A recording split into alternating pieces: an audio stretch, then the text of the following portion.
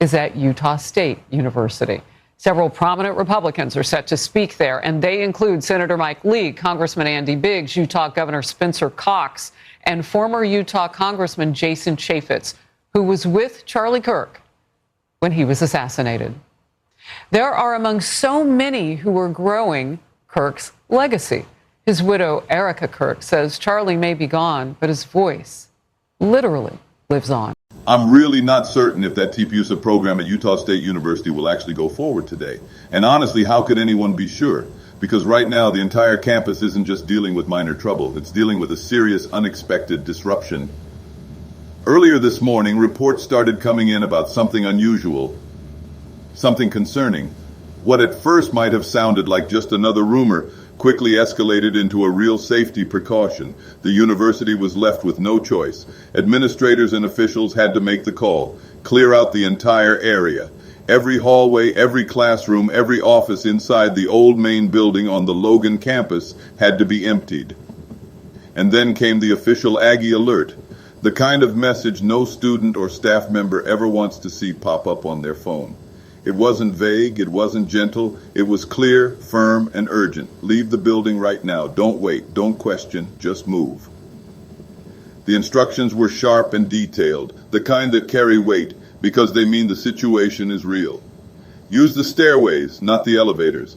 Take only the things that are absolutely necessary. Your bag, your phone, maybe your keys, and nothing more.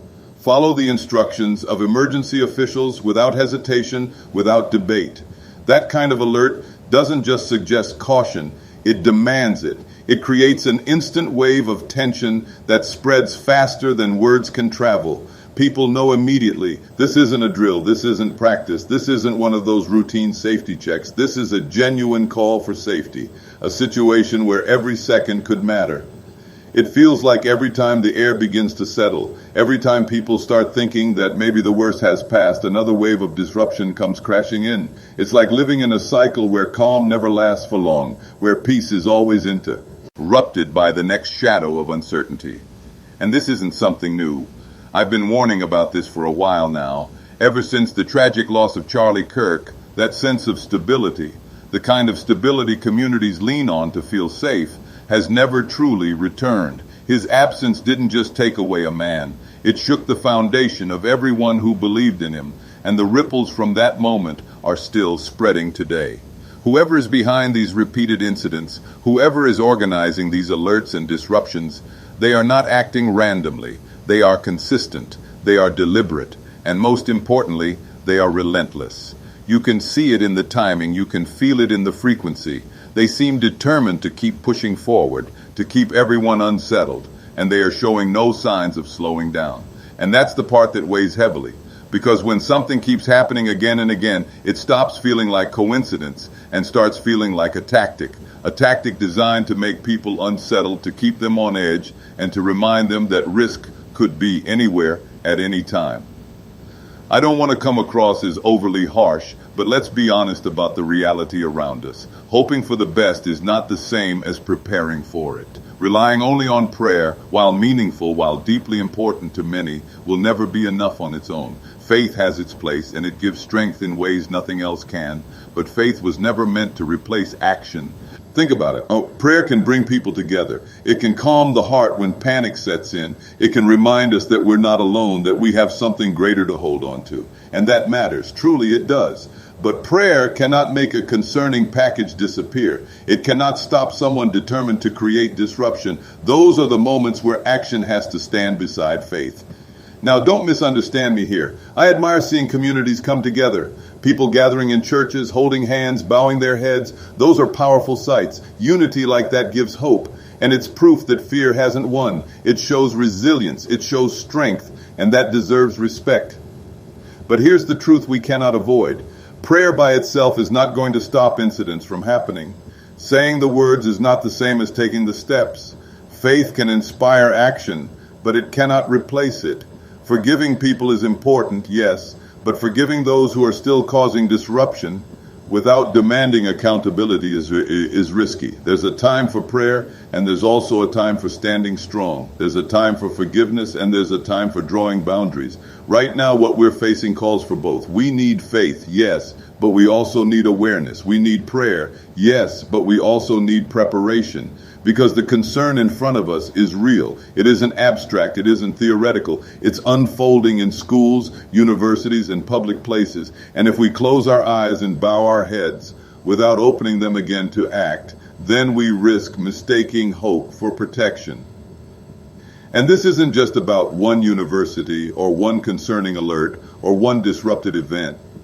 What happened at Utah State is part of something much larger, a pattern that's stretching across the nation. Today alone, multiple schools and institutions reported similar warnings. Some were forced into safety protocols. Others received direct alerts that could not be ignored. From the East Coast to the Midwest, from college campuses to high schools, notifications have been flashing across screens, phones buzzing with emergency messages, parents rushing to check on their children. Think about the weight of that. Students sitting in classrooms trying to focus on lectures or exams, when suddenly an alarm goes off, teachers ordering them to move quickly, parents waiting outside in concern, police cars pulling up with sirens cutting through the air. This isn't just precaution anymore. It's disruption on a national scale. Reports of unusual activity, unattended bags, worrying messages, they've all poured in today. And whether or not each incident proves to be serious doesn't erase the fact that communities were unsettled. Every alert chips away at the feeling of safety. Every evacuation plants the seed of unease. This tells us something critical. What happened at Utah State is not an isolated case. It's part of a wave, a coordinated rise in tension meant to spread worry across multiple communities at once. And the truth is, it's working. You can feel the nervous energy in conversations, in classrooms, in churches, even online. Nobody knows where the next disruption will be or when. What we're seeing is a picture of instability, not just in one city, not just in one state, but across the country. And when that kind of uncertainty becomes the norm, people begin to realize this isn't random, this is intentional. That's why I keep saying this. Sometimes faith alone can make people a little too passive. It can give the illusion that if we just bow our heads long enough, if we just whisper the right prayers, somehow the problem will vanish on its own. But life doesn't work like that. The issues don't go away simply because we close our eyes. The people creating disruption don't stop just because we forgive them. Of course, forgiveness is powerful. It heals, it rebuilds, it sets the soul free. But forgiving people who continue to unsettle others, who continue to plant fear without holding them accountable, that is risky. That is not mercy. That is surrender. There is a balance to all of this. There is a time for prayer, and there is a time for action. There is a moment for forgiveness, and there is a moment for standing tall and saying, enough. If we lose that balance, if we lean only on one side, we risk making ourselves easy targets. Right now, this moment calls for strength. It calls for awareness. It calls for readiness. This isn't the time to sit back and hope someone else will solve the problem. This is the time to protect ourselves, our families, our communities. Faith can give us courage, yes. Prayer can steady the heart, yes. But neither of them were meant to be shields on their own. They are fuel, and that fuel has to be used for action. Because the truth is, the ones spreading worry are not slowing down. They are not retreating. They are pushing forward step by step. And if we remain still, if we remain passive, then we are the ones who fall behind. Utah State University. The campus should have been buzzing with life. Students crossing the quad, voices echoing in lecture halls, the smell of coffee drifting out from the student union. Instead, it was silent. The air was heavy, thick with the kind of tension you can almost taste. A concerning package had been discussed. But here's the thing. The concern didn't disappear with the smoke. If anything, it deepened. Because everyone watching realized something chilling. This wasn't a drill. This wasn't paranoia. The risk is real, and it's moving closer. Across the country, the ripple was immediate. News alerts lit up phones, headlines spread across screens, and every conversation seemed to circle back to one thing. Is anyone truly safe anymore? That's how worry works. It doesn't stay contained to a single campus or a single city. It spreads, faster than fire, deeper than any wound. Parents began questioning whether to send their kids back to class. Travelers hesitated before boarding planes. Ordinary people found themselves scanning crowds, looking over shoulders, second-guessing even the smallest sounds. And in that worry, something else began to grow. Doubt, suspicion, division. Because when people are afraid, they don't just look for answers. They cling to whatever narrative is handed to them. And in moments like this, there are always those ready to take advantage. Whispers of cover-ups, claims of hidden agendas, suggestions that the truth was being filtered or twisted. And maybe, just maybe, those whispers weren't entirely wrong, because the timing, the scale, the way the story was being managed, none of it felt accidental. Worry makes people easier to guide, easier to silence, easier to control. And as this storm grew, it was no longer about just one alert or one package or one campus. It was about something bigger, something designed to keep an entire nation unsettled, distracted, and watching shadows instead of the hands moving the pieces. This wasn't chaos by accident, it was disruption with intent. When the first reports hit the airwaves, the media framed it the way they always do. Urgent breaking news banners, looping footage of flashing sirens, anchors speaking in hushed, almost theatrical tones. But behind that polished delivery, something else was happening. The story was being shaped, piece by piece. Certain details were highlighted. Others, just as important, were quietly ignored. Some outlets focused on the heroic response of officials. Others leaned into the fear of ongoing incidents. And then, like clockwork, political voices entered the stage. Republican leaders pointed to the events as proof that their message was under attack. They spoke about unity, strength, and carrying forward Charlie Kirk's legacy. On the other side, critics accused them of stoking division, claiming the events were being politicized to rally sympathy and silence opposition. And caught in the middle were the people, confused, concerned, unsure of who to believe. But here's the truth. The narrative wasn't just being reported, it was being engineered. Every soundbite, every headline, every press conference was part of a larger battle, not just for safety, but for control of the public mind. Because if you can control the story, you can control the response. And if you can control the response, you can shape the future. So while safety teams swept campuses and students left buildings, another kind of operation was happening in plain sight. The war of narratives. And in that war, truth was not the priority. Influence was.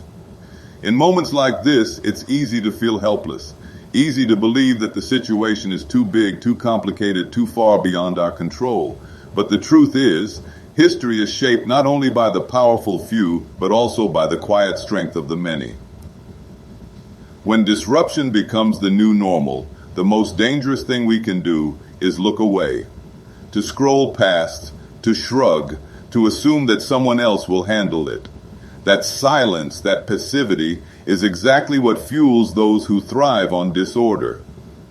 We can't afford to treat these events as isolated accidents. Because they're not. They're signals. They're warnings. They're telling us that something deeper is unfolding. A struggle for influence, a test of resilience, and perhaps even a campaign to break the spirit of those who still believe in peace. This is not the time to retreat into comfort. This is the time to stay alert, to ask hard questions, to demand accountability, and above all, to stand together, not just in faith, but in action. Because while prayers can strengthen the heart, only action can protect the future. And right now, the future is what's at stake. So where does this all leave us? Utah State University may reopen its doors tomorrow. The flashing lights will fade, the crowds will return, and classes will go on. But the unease, that lingering weight in the chest, will not vanish so quickly. Because deep down, everyone knows this isn't the last time. These disruptions, these alerts, these carefully timed shocks, they're part of a larger pattern. And unless something changes, the cycle will continue. That's why this channel exists, not just to report what happened, but to remind you of what it means, to connect the pieces others might prefer to keep scattered, and to give you the space to reflect, question, and stay awake when so many would rather you stay asleep. So let me ask you, what do you think is really happening here? Is this about safeties or is this about control? Is it about worry or is it about silencing voices? Drop your thoughts in the comments. I read every single one. And if you found this breakdown valuable, don't forget to hit like, subscribe, and turn on notifications so you're ready the next time we uncover what lies beneath the headlines. Because this story It isn't over. In fact, it may just be the beginning. Stay aware, stay strong, and as always, I'll see you in the next update.